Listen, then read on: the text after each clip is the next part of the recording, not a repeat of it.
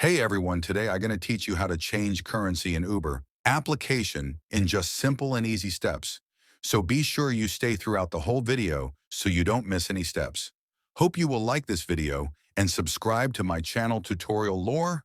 Let's go for how to change currency in Uber. First, you have to open the Uber application after that. If you look at the upper side, a location will appear. You have to select it first by clicking on the location. You have to click on enable and then turn on. After that, your location will be on.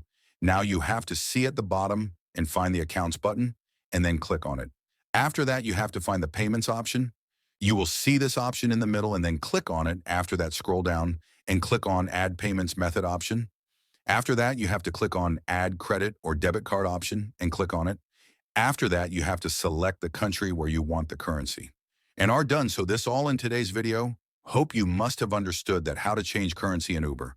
There is no easier way than this. If you still don't understand anything, then you can comment. I will definitely reply to you or make a video on your topic. Hit the like button and press the subscribe drop, a comment. Thanks.